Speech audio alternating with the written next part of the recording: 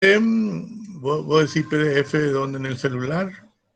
Y en la computadora. Lo ideal es tener, aunque sean las tablas que se usan, los anexos. Los anexos que se usan, por ejemplo, el anexo 6 de corriente admisible en conductores, los factores de corrección, que son el anexo 7 que vamos a ver ahora, el factor de demanda, que es el anexo 3 para aplicarnos, y algún otro anexo que se utiliza. No son muchos, ¿eh? No Porque son no sabes muchos. lo presencial. ¿Sí? Te No está escucho. definido presencial o si va a ser virtual. Hasta ahora va a ser presencial, no hay cambio. No hay cambio respecto a la previsión inicial de que sea examen escrito presencial. Así es, no hay todavía cambios.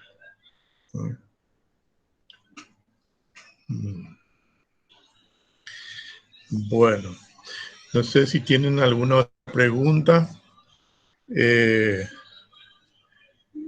Yo habilité desde ayer, desde anoche ya, el capítulo correspondiente a conductores eléctricos, dimensionamiento e instalación. Yo quería desarrollar unas diapositivas para mostrarles rápidamente y quiero presentar, si es que les parece. Si no tienen otras preguntas, vamos a ver rápidamente el dimensionamiento de conductores eléctricos.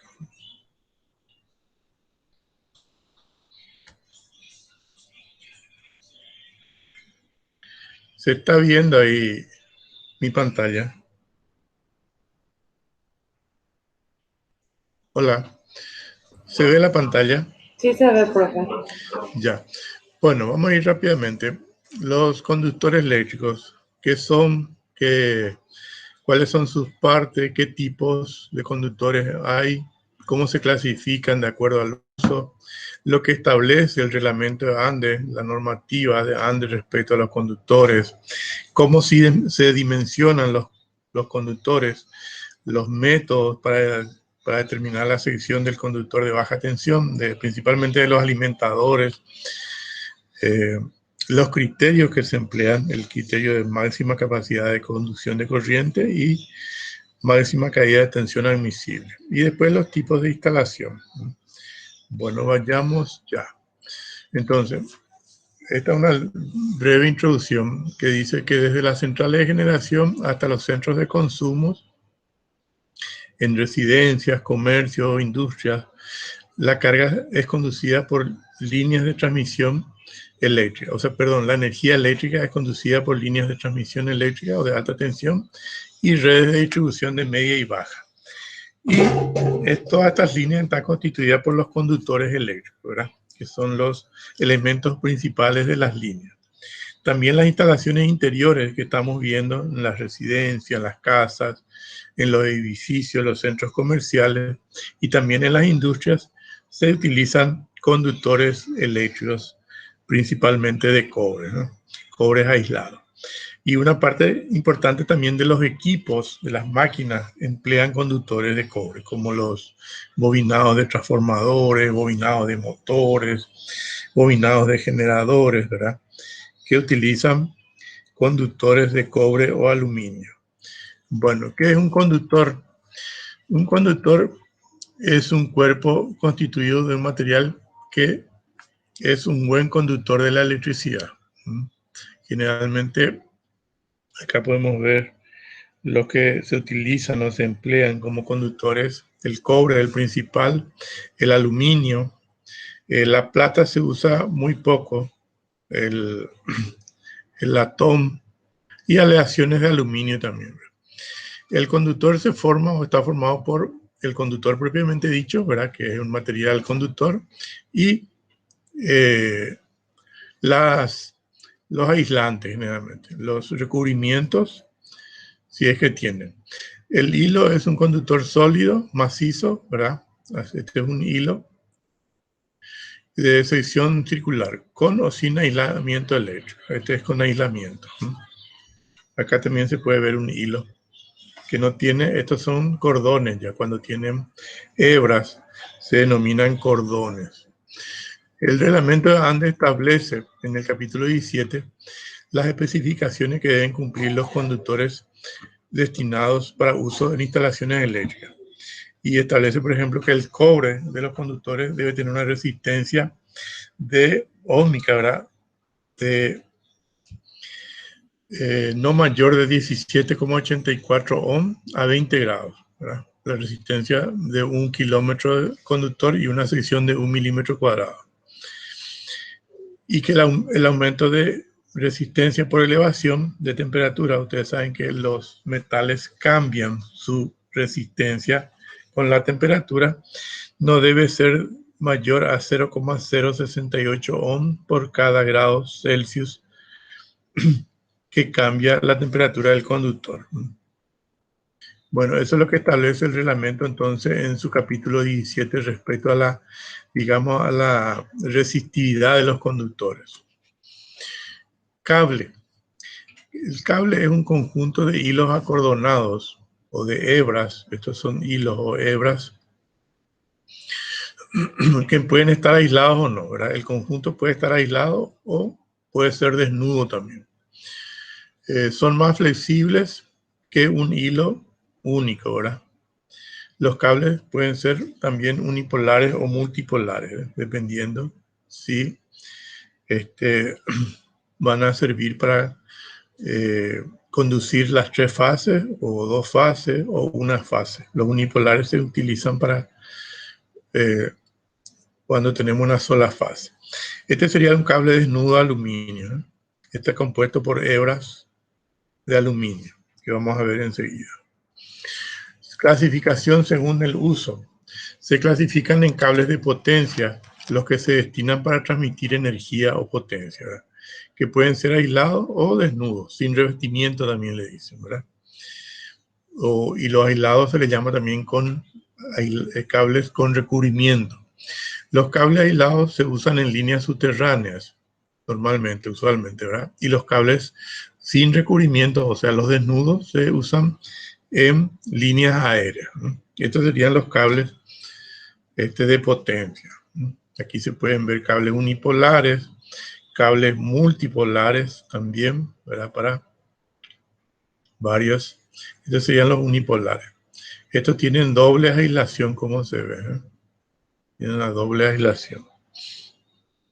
Ahí se pueden ver los cables aislados unipolares y multipolares, de cobre y aluminio también, ¿sí? Para diferentes tipos de aislación también.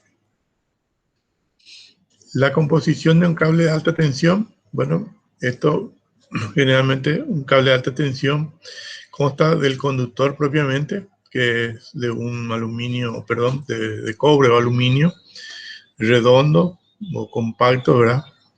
Y después le sigue una pequeña capa, la capa 12, una pequeña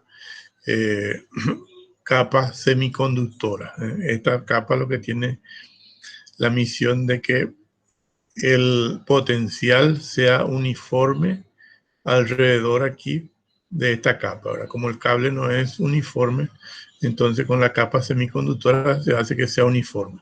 Y el aislante sería este blanco. Esta capa blanca número 3 es el material aislante, que generalmente puede ser PVC o de XLPE, polietileno reticulado le llaman, ¿no? Es un buen aislante. Y después, nuevamente una pantalla semiconductora y una pantalla metálica de alambres de cobre, o también puede ser una, como vimos aquí, puede ser también un recubrimiento de aluminio de este tipo, ¿eh? Esta sería la pantalla que impide, esta pantalla está aterrada e impide que las señales que circulan por el cable afecten a los radiotransmisores, ¿verdad? ¿Mm? Sería como un blindaje. Un blindaje. Y finalmente la cubierta, la 7 es la cubierta de PVC, policloruro de vinilo, para proteger al cable de golpes mecánicos. Esta cubierta está destinada a proteger al cable de golpes metálicos. Los cables también pueden ser de uso para control, ¿verdad? Que se utilizan para transmitir señales de alarma, señalización, señales de mando, señales de corriente, de tensión para instrumentos de medida o relés de protección, y son todos aislados con recubrimiento, ¿verdad? Estos son los cables de control. Las señales o las corrientes son normalmente débiles, se llaman cables de corrientes débiles, ¿verdad? A diferencia de los cables de potencia que transmiten altas corrientes, ¿eh? Altas corrientes porque transmiten potencia o energía. Ahí se pueden ver. Y los cables de desnudo que se emplean en líneas de alta tensión, en líneas de transmisión de alta tensión y líneas de distribución de media tensión, ¿eh? Estos, por ejemplo, como están desnudos los cables, para unir a la torre o para sujetar a la torre, hay que utilizar aisladores, ¿verdad? Porque el cable no tiene recubrimiento. Estos son los cables de aluminio desnudos. Antes se utilizan cables de aluminio en las líneas de transmisión eléctrica. Y estas son las hebras de aluminio. Las hebras interiores generalmente son de acero porque el aluminio es muy blando, y con el paso de la corriente se calienta y cede, es muy flexible, ¿verdad? Entonces el acero le da más rigidez al aluminio. Cables de aluminio reforzados con almas de acero, ¿verdad? Las hebras interiores son hebras de alambres de acero y van bobinados de esta manera, ¿eh? Las diferentes capas. Ahí están la conformación. Bueno, voy pasando rápido. También se utilizan cables protegidos o aislados para redes de distribución. Esto, por ejemplo, se está empleando mucho en nuestro país, que tenemos mucho fuera de servicio por los contactos accidentales con ramas de árboles u otros objetos, ¿verdad? Otros obstáculos. Entonces se emplean estos cables aislados en redes de media tensión. Ustedes habrán visto que se están reemplazando los cables desnudos por estos cables protegidos, preformados, le dicen, debido a que en nuestra ciudad hay muchos árboles, ¿no? Estos son los separadores que se emplean en los cables preformados protegidos. El cable de arriba es el cable de guardia. Y los siguientes, los que están más abajo, son los cables de fase. Bueno, vamos a ir pasando rápido. Acá hay unos criterios para usar cables protegidos. Dice, los cables protegidos se aplican en sustitución de las redes aéreas convencionales, que son los cables desnudos, y son indicados en lugares donde son constantes los fuera de servicio causados por contactos con objetos extraños a la red, como ramas de árboles, en lugares donde se requieren también mucha confiabilidad, y principalmente en lugares donde hay muchos árboles, ¿verdad? Porque con el viento las ramas caen o tocan los cables, entonces se emplean estos cables protegidos. Y los criterios para emplear estos cables son áreas de congestionamiento de circuitos, donde hay muchos circuitos, antes en la salida de subestaciones, donde hay muchas salidas de cables, se emplean estos cables aislados. Y también con una compactación de red se tiene la posibilidad de instalar varios conductores o varias líneas en una misma estructura, ¿verdad? Compactando, ¿verdad? Acercándose, pueden acercar, porque ya no hay que guardar la distancia que tendríamos que guardar en los cables protegidos, ¿verdad? En los cables desnudos, ¿verdad? Y acá están los otros criterios, ¿no? No, vamos a ir pasando a esto, ustedes van a leer después, yo voy a alzar esto en la red. Tipo de conductores según su comportamiento ante el juego. Esto es importante conocer. depende mucho del recubrimiento o de la aislación del cable para que sean propagadores de llama o no, ¿verdad? O resistentes a la llama, al fuego. Se llaman propagadores de llama a aquellos que entran en combustión bajo la acción directa de la llama y la mantienen después de retirar la llama, ¿verdad? Estos son los tipos EPR, que es una goma, y el tipo de polietileno reticulado. Este tipo de aislantes son entonces propagadores de la llama. Una vez que se inflaman, una vez que se prende, vamos a decir, ya se propaga la llama por más que uno retire.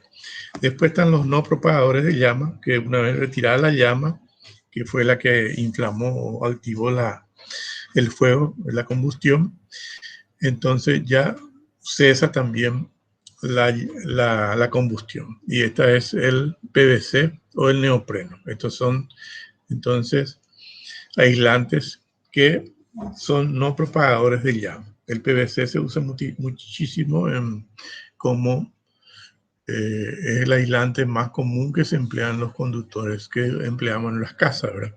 Y después están los resistentes a la llama, donde la llama no se propaga a lo largo del material aislante del cable. Estos son conductores especiales, estos ya son denominaciones de los fabricantes, ¿eh? Y después los resistentes al fuego, que son materiales especiales que son incombustibles, que permiten el funcionamiento del circuito aún en presencia de fuego, de incendio, ¿verdad? Y se usa justamente en señalizaciones de emergencia o en luces de emergencia. Porque por más de que haya un incendio, ellos siguen transmitiendo las señales que deben transmitir, ¿verdad? Bueno, criterios para el dimensionamiento de conductores. El numeral 17.4 del reglamento de ANDE establece que los conductores van a ser dimensionados atendiendo al mismo tiempo el criterio de máxima conducción de corriente o máxima elevación de temperatura del conductor, ¿verdad? Y la máxima caída de tensión admisible en el conductor, en el tramo. La caída de tensión que se emite en el tramo. Después vamos a ver los porcentajes de caídas de tensión que se emiten, por ejemplo, entre el tablero y el equipo que va a emplear, que es donde se va a utilizar, el punto de utilización de la energía. Y el criterio que prevalece es el que lleva a seleccionar el conductor de mayor sección, ¿verdad? Es decir, si yo primeramente elijo una sección determinada de acuerdo a la capacidad de conducción de corriente y después verifico que tiene una caída de tensión superior al porcentaje admisible, entonces tengo que seleccionar un conductor de sección mayor. El valor máximo de corriente admisible en servicio continuo para diversos tipos de conductores y condiciones de instalación se debe ajustar a lo indicado en el anexo 6 con los factores de corrección del anexo 7. Esto también ya ustedes vieron, estaban viendo con el profesor Edgar Maqueda, pero acá también tengo el reglamento y les voy a mostrar enseguida, ¿no? El anexo 6 para la capacidad de conducción y el anexo 7 para los factores de corrección. Bueno, los criterios entonces para el dimensionamiento de conductores de baja tensión son el criterio de capacidad máxima de conducción de corriente, según indicado en la tabla del anexo 6 o tabla de fabricante, ¿verdad? También la norma paraguaya tiene tablas de corrientes admisibles en conductores, ¿eh? Bueno, a falta de otra tabla se puede usar el anexo 6. Después, el otro criterio es la máxima caída de tensión admisible en el circuito. Y este criterio, como les decía, es de gran importancia en los circuitos relativamente largos, ¿verdad? Donde la caída de tensión ya puede ser significativa, ¿no? Y el criterio que prevalece es el que determina el conductor de mayor sección. Acá hay algunos de los parámetros para el dimensionamiento de conductores que establece el catálogo técnico de INPACO. Yo alcé también en la plataforma, en este capítulo 6, perdón, capítulo 4, dimensionamiento de conductores, alcé el catálogo de impactos, catálogo técnico que da una guía, es una guía para el dimensionamiento de conductores. Y estos son los parámetros que uno tiene que conocer para la tensión nominal a la cual va a operar el conductor, la potencia nominal que va a transmitir en vatios, la intensidad de corriente que va a transmitir en amperes, después el factor de potencia de la instalación, la caída de tensión admisible en el tramo, en el conductor, en el tramo del conductor que se está considerando, la longitud en metros del conductor para poder calcular, de acuerdo a la resistencia del conductor, la caída de tensión. Después el tipo de instalación, si va a ser embutida, si va a ser expuesta, si va a ser enterrada. La temperatura ambiente, si es diferente de 30 grados. Normalmente los fabricantes dan la capacidad de conducción de corriente en función a la temperatura ambiente de 30 grados centígrados. Si yo tengo una temperatura mayor o menor, tengo que hacer una corrección por temperatura. Y después otras características también. Bueno,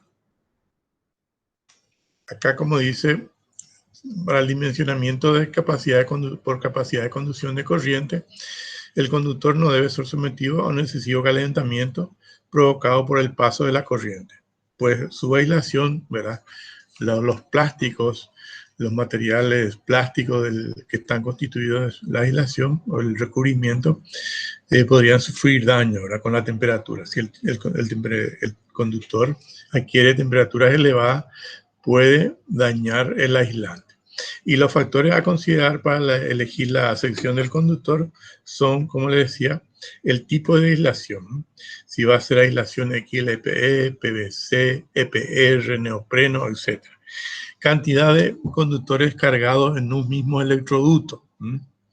Si yo tengo varios conductores en un electroducto, entonces la capacidad de disipación de temperatura, de calor, se reduce, ¿verdad? Es diferente que cuando yo tengo un solo conductor en el electroducto. Después el tipo de instalación, la manera en que se va a instalar. Si se va a instalar, como les decía, embutido, enterrado, expuesto, en bandeja. Eso vamos a ver enseguida.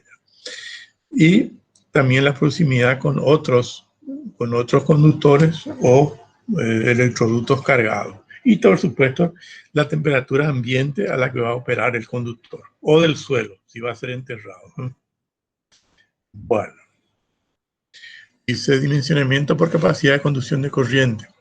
En los circuitos y líneas distribuidoras de circuito de residencia, lo que salen del tablero, ¿verdad? Recuerden, las líneas distribuidoras de circuito son las líneas que salen de los tableros para alimentar los diversos circuitos de una instalación, en una casa, por ejemplo, o en una industria, que va a alimentar, por ejemplo, al calefón, o va a alimentar a la lavadora, al microondas, al aire acondicionado, o a los circuitos de iluminación. Bueno, en general, para estas líneas distribuidoras de circuito, es suficiente elegir el conductor en base al criterio de no tener un calentamiento excesivo, indeseable, o sea, por la capacidad de conducción. Sin embargo, cuando yo tengo circuitos de iluminación de grandes áreas industriales, ¿verdad? Cuando yo tengo grandes dimensiones,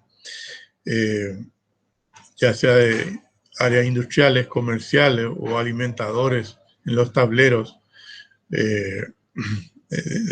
de los tableros seccionales o alimentadores de tableros generales, entonces ya hay que calcular la caída de tensión en el tramo, a ver si está dentro del límite admisible.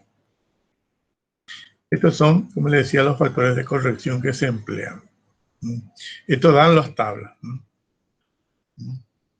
Yo, como les había mostrado en la clase pasada, se calcula la intensidad nominal de la instalación en base a, si es una instalación monofásica, la potencia nominal dividido el voltaje nominal de la red y el factor de potencia de la red, si es que yo tengo muchas cargas inductivas, motores, transformadores que tienen bobinas. De lo contrario, si la mayoría de las cargas son resistivas, el factor de potencia es 1, ¿verdad? Y para el caso de instalación trifásica hay que dividir entre raíz de 3, ¿no?, para tener la intensidad nominal. Y a la intensidad nominal yo le aplico los factores de corrección, ¿eh? Generalmente los factores de corrección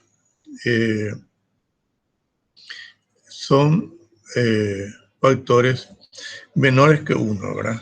Si yo tengo, por ejemplo, una temperatura mayor de 30 grados para 40 grados, un factor de corrección sería de 0,8. Entonces debo dividir por 0,8 la corriente nominal para tener la corriente de proyecto. Esta sería la corriente nominal. Dividido el factor de corrección, yo tengo la corriente de proyecto. Acá hay un error nada más. Bueno, vamos a ver enseguida los factores de corrección. Y después, el porcentaje de caída de tensión admisible se calcula por esta fórmula, ¿eh?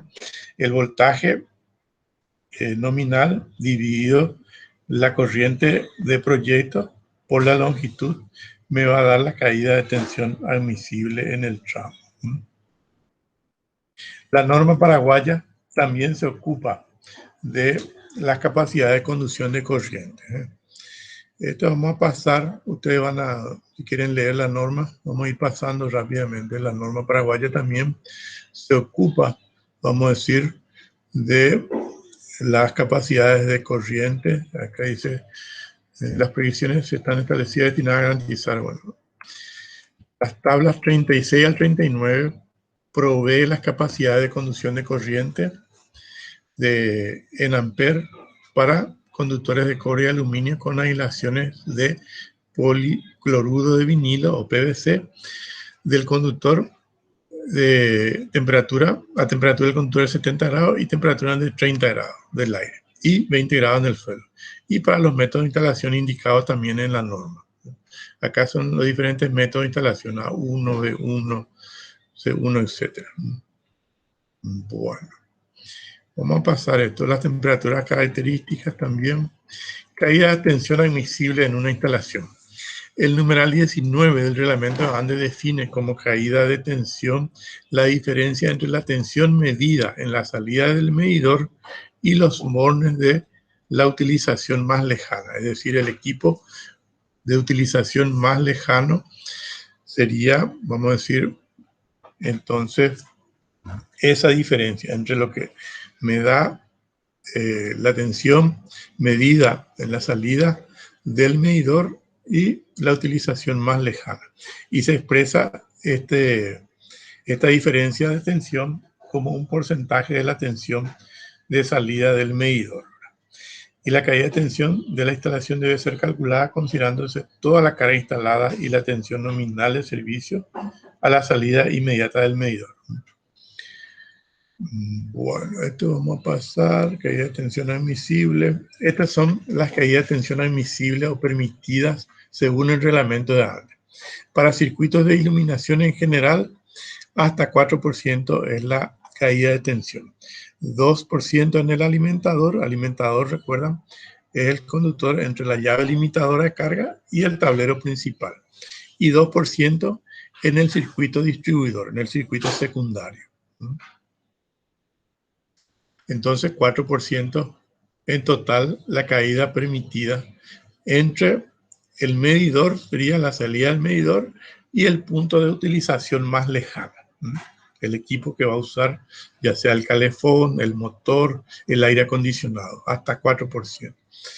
Porque recuerden que la ANDE establece una tolerancia en las tensiones de alimentación de más o menos 10% en las tensiones nominales.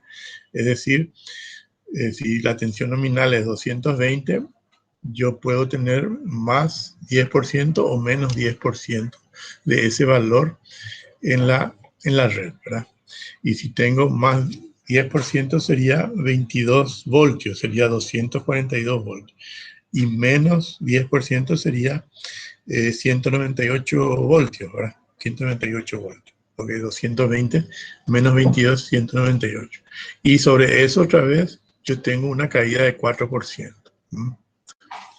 Para circuitos de fuerza motriz, o sea, para alimentar motores o equipos de calefacción, se permite hasta 5% de caída de tensión, ¿no? 4% en el alimentador y 1% en el ramal. Y en el caso de clientes que reciben energía a tensión diferente de las nominales, la caída de tensión admisible es de 4%. Bueno, la norma también establece, la norma paraguaya, caídas de tensión similares, entre el tablero principal hasta el punto de utilización de 4%. Bueno, y eso es todo.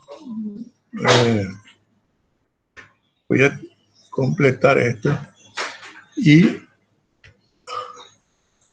les voy a alzar también en la plataforma. No sé si hay alguna pregunta sobre estos capítulos. Como les digo, el catálogo Impaco, catálogo técnico que está en la plataforma en este capítulo 4, provee una guía bastante buena para el dimensionamiento de conductores, y da los factores de corrección. También tiene al ser un catálogo de características técnicas de los cables de Impaco. El reglamento, les quería mostrar aquí, un poco. Tenía por acá el reglamento donde está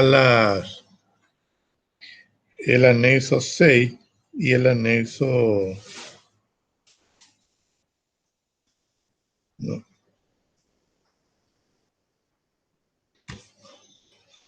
No estoy... Acá está. Acá está. Voy a volver a presentar.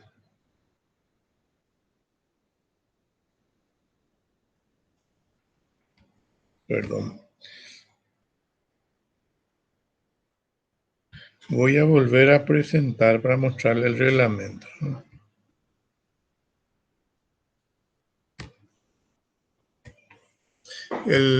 Solamente el...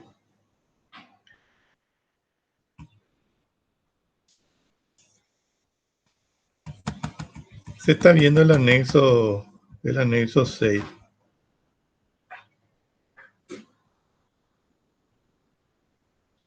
Este sería el anexo 6, ¿eh? ¿Se está viendo? Sí, profe. Carga admisible conductores, ¿eh? Acá me da la temperatura del conductor máxima, ¿verdad? Para el tipo de aislación que tiene, hasta 60 grados. Si la instalación es expuesta, emite a los mayores valores de corriente. Bueno, a la intemperie también aquí tengo mayor valor. Acá tengo mayor disipación que cuando está en un electroducto, ¿verdad?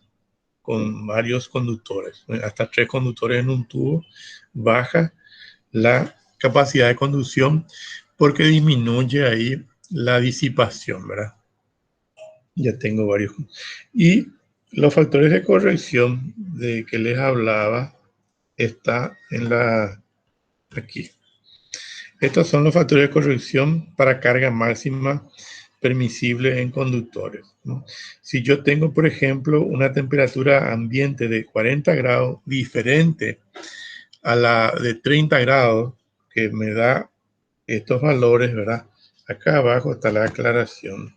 Dice, los valores dados en esta tabla se basan en temperatura ambiente de 30 grados. Para mayor número de conductores en un mismo tubo, en un mismo caño, y otros valores de la temperatura ambiente, hacer uso de los factores de corrección que se dan en el anexo 7. Y este es el anexo 7. Si yo tengo temperaturas ambiente mayores a 30 grados, entonces uso estos factores de corrección. Dividido por 0,8 la corriente nominal, ¿verdad? Entonces me da una corriente mayor. O también puedo multiplicar la capacidad de conducción, ¿verdad? Si me dice que es la capacidad de conducción es de 10 para 30 grados, entonces yo multiplico por 0,8 0,82 en realidad. Entonces, de esa manera va a poder conducir 8,2 amperes nomás a 40 grados. O si es 45 grados, si va a operar a 45 grados, multiplico por 0,71 ese valor de corriente, ¿verdad? Este valor de corriente multiplico por 0,71, entonces esa va a ser la corriente que voy a poder emitir en ese conductor, ¿eh? Esos son los factores de corrección entonces. Cuando mayor es la temperatura, el factor de corrección es menor, ¿no? Para reducir la capacidad de conducción. Si yo tengo mayor cantidad, como decía, este es hasta 3 tubos, hasta 3 conductores en un tubo, esta es la corriente admisible. Pero si yo tengo más de 3 conductores, y yo tengo, por ejemplo, tengo 4, 5 o 6 conductores en un mismo tubo, entonces tengo que multiplicar esa corriente por un factor de corrección de 0,8. Un factor de corrección de 0,8. Si tengo 7, 8 o 9 conductores en un mismo tubo, tengo que multiplicar por 0,7, ¿no? Voy reduciendo la capacidad de conducción de mi conductor, ¿verdad? Porque voy aumentando los conductores en el mismo tubo y se reduce la capacidad de disipación de calor de ese tubo, vamos a decir. Y acá tengo yo en la tabla C, una tabla combinada, ¿verdad? Combina, por ejemplo, si tengo 40 grados y 4, 5, 6 conductores en el tubo, el factor de corrección es 0,66, que saldría de multiplicar 0,8 por 0,82, ¿verdad? Acá. Si multiplico 0,8 por 0,82, me da 0,76. O 47,89 sería multiplicar 0,82 por 0,8. Entonces me sale 0,57. Este es un factor de corrección combinado ya, que combina temperatura y número de conductores en el mismo tubo, ¿eh? Bueno, esto es lo que les quería mostrar, ¿verdad? Hay otras tablas para cuando el conductor es enterrado, por ejemplo, y la temperatura del suelo es diferente de 20 grados. Eso se puede ver en la norma paraguaya. Aquí creo que tenemos, no sé si tenemos. Esto es cálculo de factor de potencia en instalaciones de motores, ¿eh? Ya es otra cosa. Bueno, esto era lo que les quería mostrar. Voy a parar de compartir.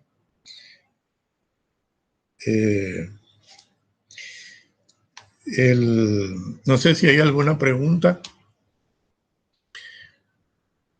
Mañana van a hacer con el profe Edgar un cálculo de un alimentador por los dos criterios, el criterio de máxima capacidad de conducción de corriente y máxima caída de tensión admisible, ¿verdad? Yo le voy a pedir que haga para que vean cómo se emplea, ¿verdad? Los factores de corrección cuando tengo, vamos a decir, caídas de tensión y tengo también temperaturas diferentes o cantidad de conductores, cercanía de otros conductores en un mismo tubo. Bueno, no sé si hay alguna pregunta. ¿Está todo claro? Sí, profe, no hay pregunta. No hay pregunta. Bueno, entonces nos vemos. En principio ya sería el otro jueves. El jueves 18 sería, ¿no? Vamos a definir, no sé qué horario les parece.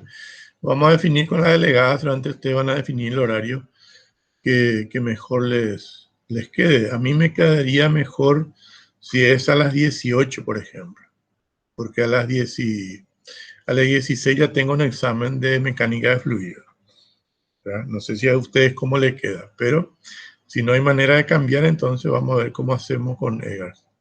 No sé qué horario les queda a ustedes, si no tienen otros exámenes también en esa fecha. O puede ser, no sé, más temprano, por ahí a las 14, yo no tengo problema.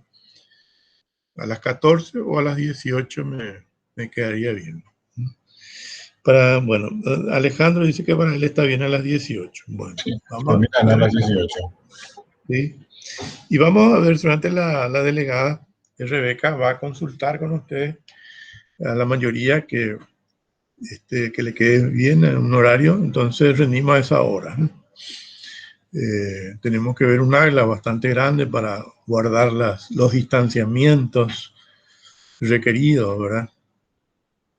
Y bueno, no sé, si no hay otra pregunta, entonces voy a parar la grabación y